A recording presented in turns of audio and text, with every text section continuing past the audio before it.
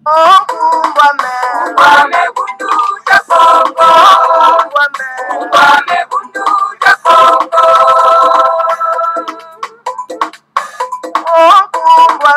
Ngwame bundu ja Kongo. Ngwame bundu ja Kongo.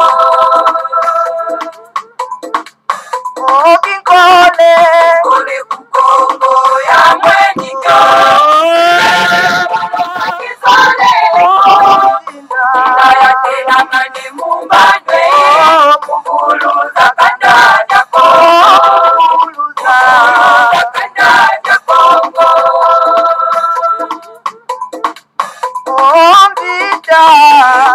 Kongo ya mwenyika.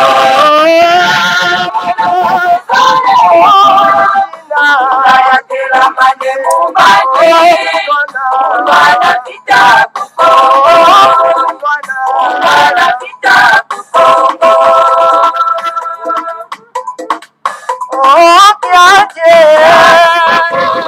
ya mwenyika. Naya tena mane mumbane. Kandanya Kongo.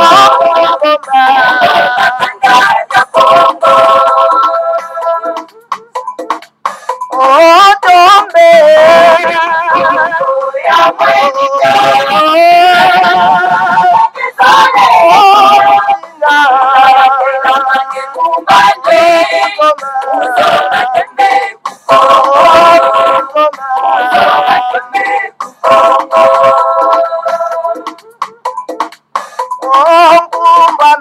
Ngwame bundu ja Kongo. Ngwame bundu ja Kongo. Ngwame bundu ja Kongo. Ngwame bundu ja Kongo. Ngwame bundu ja Kongo.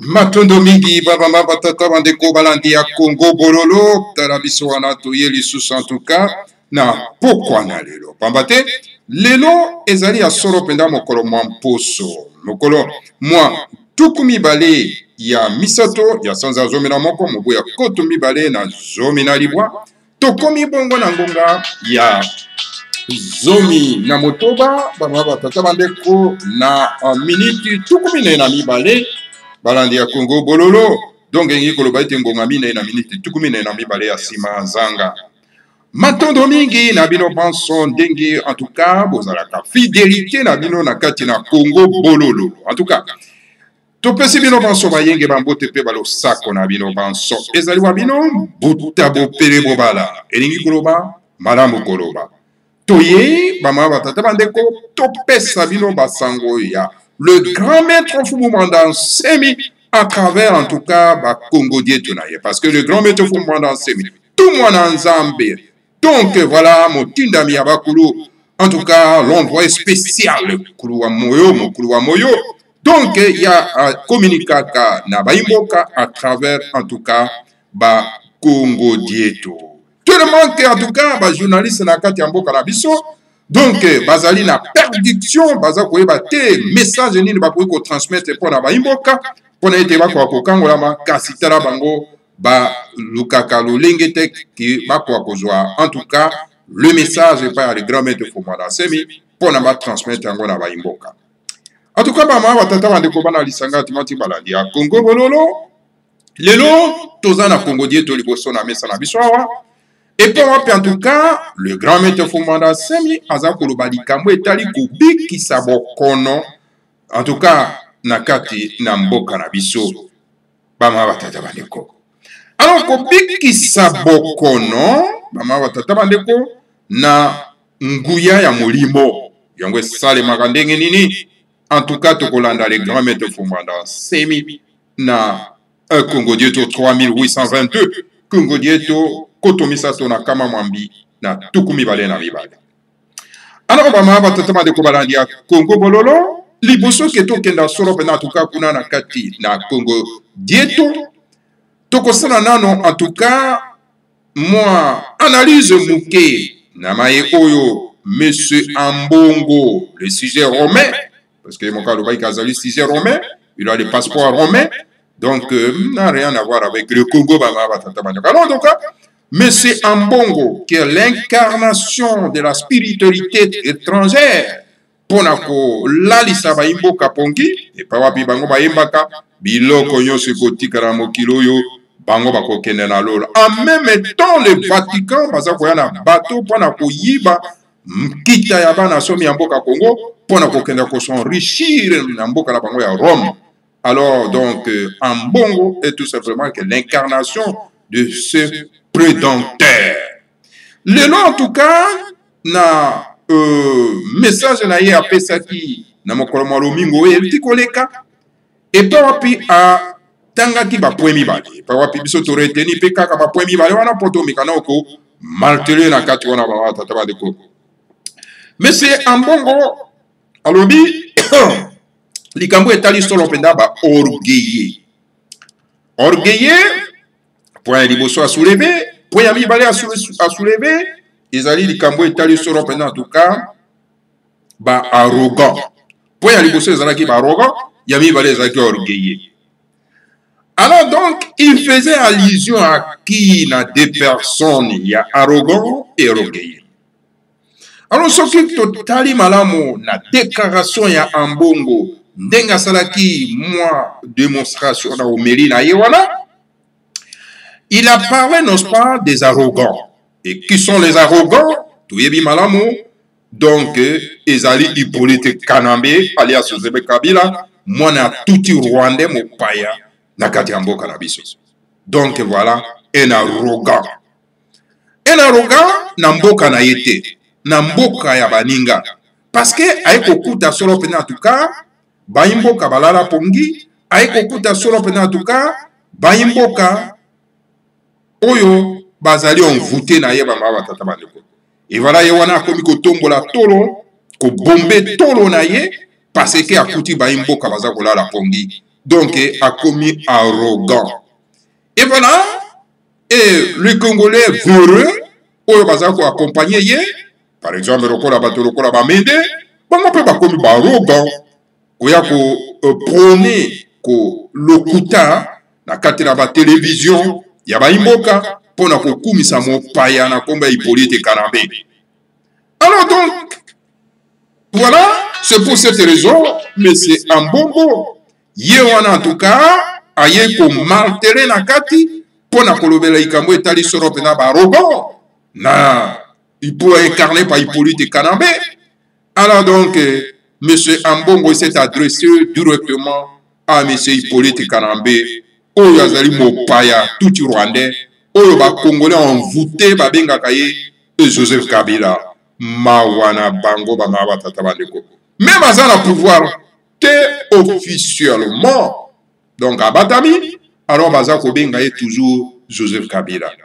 Mais quand est-ce que Bilo Boko Benga na Kombo na Hippolyte Kanambe pour Bo Benga na Malamu, alors pour na été beaucoup misaye donc un chien rasé pour na été beaucoup à côté d'Ikaya Zongamboka na ye. Mais malheureusement, donc Bino, vous allez tellement envoûté dans Congo, vous avez kumisa moto oyo azana ma kirana na kati ya mboka wana te mopaya tuti rwandais pama batata bande ko bana isangatu. Alors voilà, mais c'est un bongo donc amatele likambo etali solo pena l'arrogant Hippolyte Kanambe hein ayeko ça l'arrogance na na kati ya mboko ezali ya yete pama batata bande ko bana isangatu mati. Donc pour wapi en tout cas ye alobiete la fin des arrogants est proche. Donc voilà, la fin d'Hippolyte Kanambe est vraiment proche. Alors donc, Sengeli Baimboka, Bako tellement, pour été, Bako Bengana, l'arrogant. Donc, Hippolyte Kanambe, avec ses bandes de voyous, Oyo Bakomisi Nzambe Nakati Namboka, il a été Bama Batata Bandeko, Balandi à Congo Bololo. Voilà le point à Liboso, Tokoiko Sosolo Solo, en tout cas, n'attaque, Yamisha Mbongo, et pas Yoapi, Yazali Kobenga Solo, en tout cas, arrogant. Oui, papi, Yatanga Ikombote, mais Kasuso Tali Malamu, donc à s'adresser directement et pas à politique Kanambe, moi, on a tout Rwandais. Et le deuxième point à soulever, Tali Nikamwe Salut Solo, les orgueillés. À ça l'allusion, à ça l'allusion, na Monsieur Chilombo, alias Félix. Ah oui, voilà, donc les orgueilleux. Alors donc, les orgueilleux, et Sengeli Solo en tout cas, Bameka Kokitsa Mapeka, pour na été, Wakoka Solo en tout cas, que se communier na peuple, Pambate, Bokonzi Wana, Ezali Bokonzi à arrangement, Ezali Bokonzi, il y a Lokuta, Ezali Bokonzi à peuplete, Ezali Bokonzi à Bozabete, Bama Batata Bandeko. Bonimbisi pona yango bama batata bandeko bana lisanga timanti tolongola nano solo penda en tout cas microphone poto koka solo penda ko solo to éviter soki micro na biso eko yokana malamu bama batata bandeko to koka solo penda en tout cas kotala soki microphone na biso eko yokana malamu na ndenge solo penda en tout cas tolongoli solo penda en tout cas bama batata bandeko micro, sinon toko mekanano koluka ko arranger bama batata bandeko toko akotala soki penza en tout cas microphone nabiso ekoki ko sala parce que toujours moi panne technique awa nakate na studio bama batata bandeko balandi ya Congo Bololo bolimbisi pona yango to mekanano ko bongisa totala ndenge nini tokoki ko réussir ndenge nini tokoki ko réussir solo pendant en tout cas na ko meka kotia moi lolenge moko ya malamu awa mama tata bandeko parce que tozwaki moi panne technique. Alors bama tata bandeko bana isanga timanti sikoyo to bandanano to koba solo pendant en tout cas na masolo mabiso bama batata bandeko. Et voilà to mikanano ko bongisa bolimbisi Power on. The Bluetooth device is ready to pair. Matondo mingi na bandeko oyo basili ko bongisela biso yango babete micro ezongi na place. Bon voilà, yamwana to bandai koloba solo pena en tout cas ba ma tata bandeko na likambo etali solo pena en tout cas ba orgueilleux hein. Donc ba orgueilleux hein ezali bato oyo bazui bokonzi na ndenge moko ya mabe ba ma tata bandeko bana isanga timati. Bato oyo bazui bokonzi na lolenge ya moyibi na ndenge ya lokuta alors esengeli bakitsa mapeka pona ete bakoka solo penda tuka kosala musala malamu. The Bluetooth device is ready matondo mingi pamba te awa tozana mwa problème na niveau ya technique na biso awa mama tata bandeko. Donc to éviter ndenge nini tokoki komeka ko bongisa awa pamba te tozwi mwa pan technique bama wa tata bandeko. Donc yango wana moyen tokoka ko to éviter soki microphone ekoyokana malamu to ekoyokana malamu te tokomeka nano koluka ndenge nini tokoki kobongisa bama batata bandeko balandi ya Congo Bololo. Power on. Voilà, Donc, tu as toujours un problème, mais un microphone. Alors, donc, ça ne marche pas. Ça ne marche pas. Bon, tu me canal nous incorporer en haut. Tu me canal nous incorporer en haut. Bah, ma ba tata bandeko na niveau. Na niveau ya internet. Tu quoi kotala. Limbisi, bah, ma ba tata bandeko. Donc, voilà, les technologies. Ils ont toujours na mbiringa na yango. Alors donc pourquoi kolimbisa biso vous allez vraiment trop na rigueur te. Donc voilà tout ça toujours kobongisa tukwa kutala soki ekoki koleka. Your Bluetooth device is ready. Ok, bon voilà tout ça toujours na difficulté na microphone. Bon tokokana noko incorporer yango na kati ya ordinateur. Tukwa kutala soki ekoki kosimba. Bon, namon on dirait que microphone ekoki kosimba na yango. Alors tokoki kokoba solo pena tuka na manaka mabiso ba mama batata bandeko. Bon, voilà tolobaki likambo etali ba orgueillé. Voilà la raison pour laquelle Monsieur Ambongo a martelé na likambo etali solo pena ba orgueillé. Alors na yango donc ba orgueillé sengeli ba kitama peka parce que bokonzi oyo bango bazali na yango ezali lo bokonzi ya lokuta ezali solo pena bokonzi ya bonzambe te ba tata bandeko. Voilà, en tout cas bolimbisi pona ba inconvénient o esalemi awa ma tata bandeko na mekambo etali microphone. Alors donc toko meka ko arranger yango prochainement. Tokei ba ma tata bandeko pona ko silisa ko bebisa tango te na likambo etali microphone tokosola likambo etali solo pena tuka ko bikisa solo pena bokono fu moment d'ansemi akomi solo pena Congo 2 to 3822 epai wapi azali koloba likambo etali solo pena tuka ko bikisa bokono na nzela ya molimo na nguya ya molimo na ngena lo.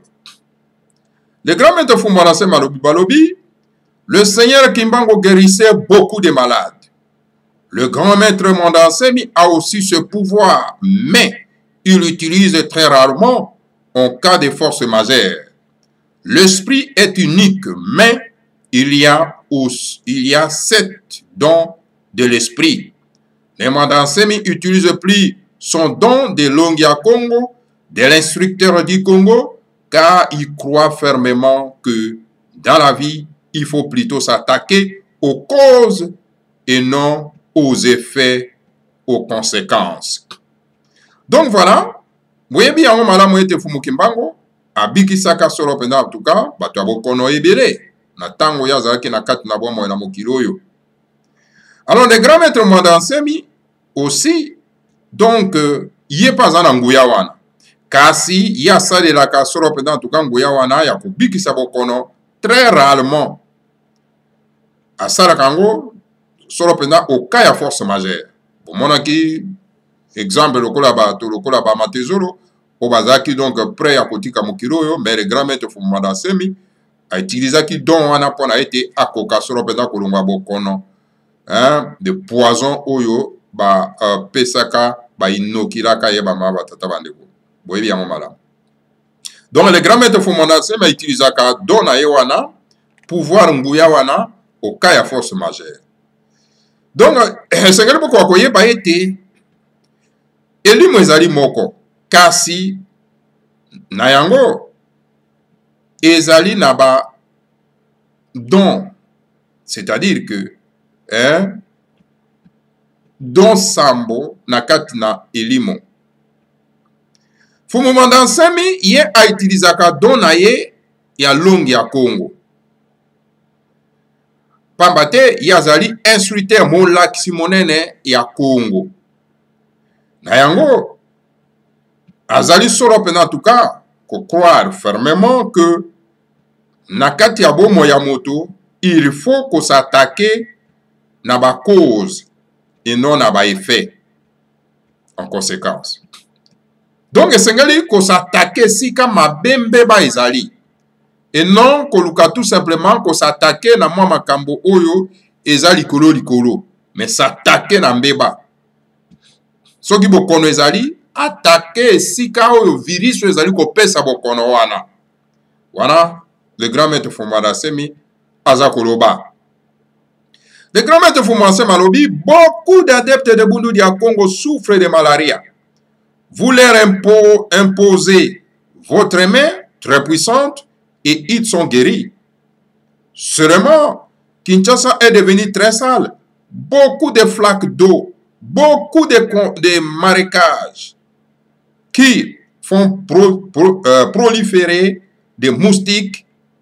Aujourd'hui, Longia Congo vous impose sa main et vous guérit de votre malaria. Demain, des moustiques vous piquent de nouveau et vous inoculent encore la malaria. Donc voilà le grand maître Fumada Malobi que badepte ya bundu ya Congo ebele baza ko souffrir na likambo etali so pena malaria. Alors donc okoki kozwa o tie loboko na likolo na bango na mitu na bango, loboko ya nguya na mutu na bango et que obikisi bango. Alors seulement ce qui totali malamu na Kinshasa ekomi solo pena en tout cas salité mingi. Beaucoup donc maziba maya salité tondi mingi na kati ya mboka. Alors yango nde za ko bimisa solo pena ke bangungi bako akoya po basuaka bato bapesa bato malaria. Lelo oyo longi ya Congo akoki kozwa loboko na atie likolo na mutu na yo mpona ete okoka kozwa lobiko po ete malaria ekoka kosila. Malaria ekoki kosila kasi lobi ba moustique bangungi bakoya isusu kosuwa yo. Alors donc bakoya isusu kopesa isusu malaria na nzoto. Alors Nemanda Semi pense que pour sortir de ces cercles vicieux, je veux dire, il faut chasser au Congo le régime donc fantoche qui laisse proliférer des flaques d'eau partout à Kinshasa, laissant ainsi proliférer donc les moustiques qui donnent la malaria au peuple congolais. Certains adeptes souffrent de tensions qui est due au souci de la vie, aux pensées qui cultivent l'incertitude de la vie, la famine, le lendemain incertain, des enfants qu'on n'arrive plus à nourrir et à scolariser. Tout cela produit beaucoup de pensées médiocres qui développent chez l'homme la tension. Car la joie est un médicament tandis que la colère et le souci sont des poisons qui détruisent nos corps et développent la tension chez l'homme soucié. Voilà le grand maître Fumada Semi alobi bo. Alobi ete pona ko bima solo pena en tout cas na likama oyo ya ba maladi ba salite na kati ya mboka pona ko bima na cercle vicieux oyo esengeli ko benga na solo pena en tout cas na Congo ba régime ya mabe oyo ya lokute ya ba miyibi ya salite ya ba prédateur oyo bazotika esika bazotika mboka eko kozala proliférer na ba maziba partout na Kinshasa pe ezali kotika solo pena en tout cas ko proliférer donc ba ngungi oyo eza kopesa bato malaria na ba nation ya mboka ya Congo. Alors donc badepte mosusu ya bundu ya Congo baza ko souffrir lelo baza ko bela na makambo etali tension likolo ya nini ya souci ya bomoi na bango baza ko kanisa mingi pe baza ko lona solo pena en tout cas l'incertitude de la vie na bango. Alors donc moni likambo etali solo pena nzala likambo etali solo pena en tout cas ndenge nini lobi ekozala ndenge nini tokoki solo pena en tout cas ko leisa bana ndenge nini tokoki solo mpenza kokotisa bana na bitelo nyonso wana eza koproduire solo mpenza tuka bamakanisi moko ya mabe oyo ezali kolona solo mpenza na kati ya bomoi ya moto tension. Pamba te en tout cas la joie esengo ezali kisi monene oyo epai wapi en tout cas bamama tata bandeko esengeli tokoka kocultive yango. Mais tandis que kanda pe souci ezali solo mpenza en tout cas poison monene oyo ezali solo mpenza kodétruire koboma nzoto na yo pe ezali mpenza kodevelope kokolisa tension na kati na bomoi ya moto oyo azali solo mpenza na makanisi na souci. La solution est la suivante. Nous avons un pays très riche, mais un régime fantoche règne dans ce pays, dans le pays faisant vivre donc le peuple congolais dans la pauvreté, qui favorise la colère, le souci et toutes les pensées qui favorisent la tension. Il faut liquider ce régime fantoche qui ne fait que s'enrichir et qui garde le peuple dans la médiocrité et qui cultive la tension dont souffrent beaucoup de gens. Le grand maître Fumwanase Malobi et Sengeli biso baimboka tokoka ko trouver solution et solution na yango yo pona mboka na biso po likamba bokono eko kosila ya ba malaria eko kosila ba tension eko kosila et Sengeli penda to koyeba te mboka na biso ezali so penda na kita ebele kasi tozali na ba régime ya ba présidente ya ba miyibi na kati ya mboka ba régime wana ya muyibi ezali ko reye na kati na mboka na biso ezo sala ete ba imboka bako kovanda na pauvreté na bozangi na bozuite o epa wapa en tout cas ba imboka bakomi na kanda na kati na bango bakomi na basusi bakomi na makanisi ebele oyo ezali kopesa bango bokono ya tension. Il faut par tous les moyens tokoka ko liquider régime fantoche oyo tolongola ba régime ya ba moyibi ya ba prédentaire bama batata bandeko bana esanga timati pona ete tokoka solo pena en tout cas ko longola ba bokono yo eza na biso pa tata bandeko pomba te ba régime wana ya fantoche ya bibiyibi baza ko s'enrichir bango moko na mabenga na bango et puis baza ko garder peuple na biso na kati ya médiocrité o epa pi peuple na biso baza ko cultiver solo pena en tout cas ba tension na ba pasi na bomoi na bango ma tata bandeko esengeli ba minorité ya coalition tuti o ba yei na kati na mboka na biso to benga na bango to identifier bango pe to benga na bango ba paya lokola ba politika na mboka ezala yete ya kokoma riche na kati ya mboka ezala yete to komi koyembela ye jalelo mawa okomona bandeko na biso balobi baza ba beret rouge baza koyembela mopaya jalelo un tout rwandais mopaya donc bozali incapable ya kosimba mboka na bino alors faut sikoyo kokende koyembela mopaya jalelo tala bato lokola batundu un grand voleur de tous les temps depuis à l'époque de Mobutu et il continue aujourd'hui okomona monoko na etengama na lokuta bama batata bandeko aza koyembela mopaya jalelo mopaya na komba ya politika na mbe mwana tuti rwandais alors komona moto babengi soro pena en tout cas atundu aza koyembela mopaya jalelo na kati ya mboka na ye alors bama tata bandeko esengeli ko identifier bapaya wana kobinga na bango bapaya lokola bazwe kanambe mboka ezali ya ete aya kokoma mona mosolo na kati ya mboka na bato lokola ba jenete kanambe tuti mboka ezali ya ete aya ko renye na kati ya mboka ezali ya ete esengeli to benga na bango bama tata bandeko bato lokola babisengi mana barugabo bato lokola bakomanda Raos bato lokola batango fort ugandais tuti ugandais bakovanda na mboka na biso barenye bato lokola en tout cas bakamere c'était un tuti burundais et Kamere est responsable ya situation yon surtout eza na kati ya mboka. Tango Hippolyte accueilli à soutenir Hippolyte Aobi a commis beaucoup de Arobike. Pourquoi j'ai choisi Hippolyte Kanambe? C'est toujours Kamere un étranger mo paya. Malheur na bande konabiso o balandaka touti Burundais wana bama tata bandeko. Hein? C'est toujours Kamere lelo avec ses arrangements induire de konabiso. Donc Chilombo alias Félix Honoré yake na kundima badiri na mopaya na ndeko na ye touti. Alors bama tata bandeko. Et sengeli to bengana ba prédentaire wana babi manamboka na biso po ezamboka na bango te. Po ete bandeko na biso bakwa kobera babokono ya ba tension te.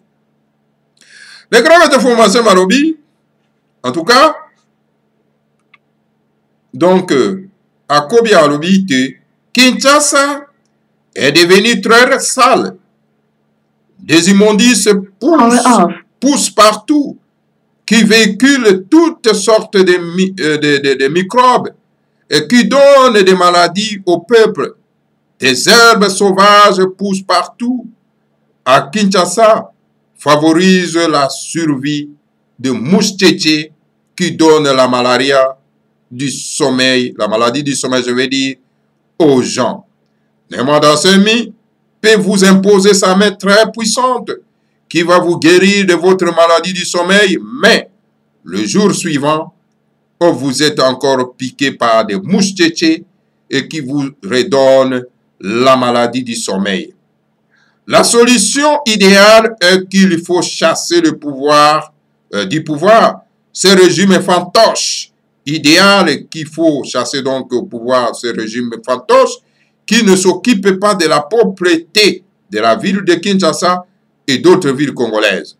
Placer au pouvoir un régime qui se soucie de la santé de la population, d'où la lutte contre l'insalubrité et contre les herbes sauvages qui donnent des abris aux mouches tchétchés. Les grands maîtres de formation Malobi Kinshasa est commis sur l'opéra salité. Ba immondis, ba poubelle, salité, toni, bipagnon surtout. Ouais, pas en tout cas, ils allaient proliférer donc ba microbes. Ou ils allaient faire ça ba maladie. Et ils allaient faire ça ba imboka, bokono. Alors ma tite Yamabe ezali ko pousser sur l'opéra en tout cas na kati ya Kinshasa. Ou ezali ko favoriser sur l'opéra en tout cas ma tata bandeko développement ya ba mouche tchétché ou baza ko pesa bato maladie du sommeil, maladie ya pongi. Au moment d'ansemi akoki ko imposer yo maboko na ye yanguya o ikoki sur l'opéra ko pesa yo sur l'opéra en tout cas bon moi. Ekoki ko si sa sur l'opéra bokono ya maladie ya pongi. Kasi mokolo ekolanda okozala lisusu piqué na mouche tchétché oyo epai wapi okoya lisusu okoya na bokono ya maladie du sommeil. Solution ya malamu ya kitoko ezali solo pena en tout cas kobengana na bokonzi ba régime fantoche ya moyibi oyo eza na kati ya mboka oyo eza kosokipe na propriété ya ville te na Kinshasa na ville ya Kinshasa. Ou ezali kosokipe na propriété te ya ba ville nyonso tu ya Congo. Alors to kwa kotia solo pena na pouvoir moto oyo azali solo pena na souci ya santé ya ba imboka. Ou epa wapa azali ko lutter contre l'insalubrité salité na kati ya mboka, contre matiti ya mabe ezali ko kola pe ezali solo pena en tout cas esika oyo ba musi tchétché bazali ko bombama. Alors ba tata bandeko les grands maîtres formation mais azali ko beta sete.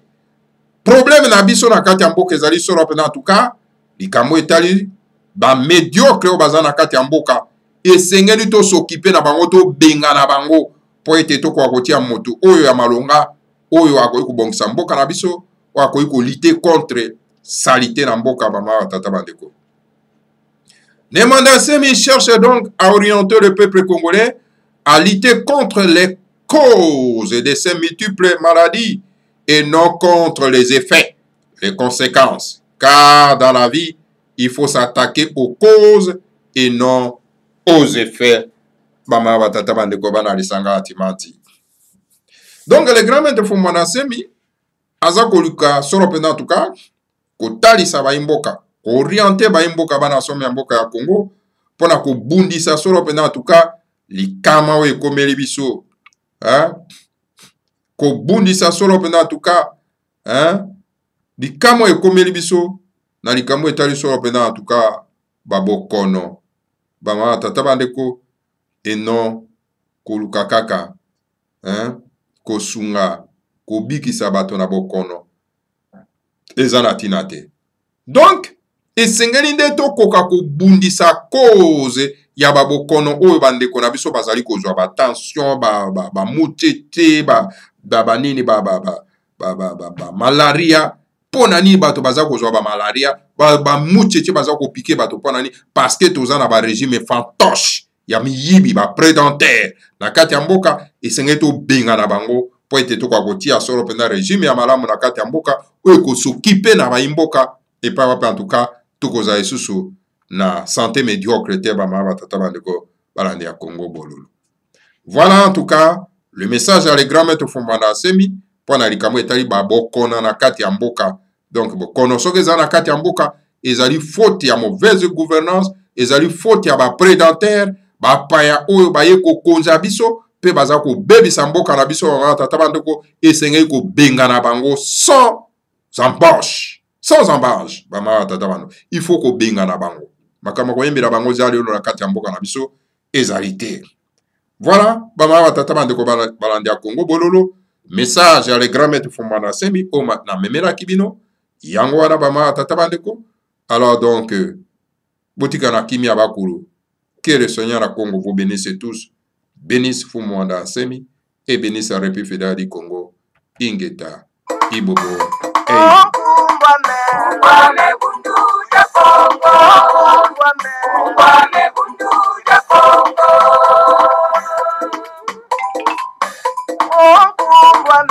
Wame bundu ya Congo, wame bundu ya Congo.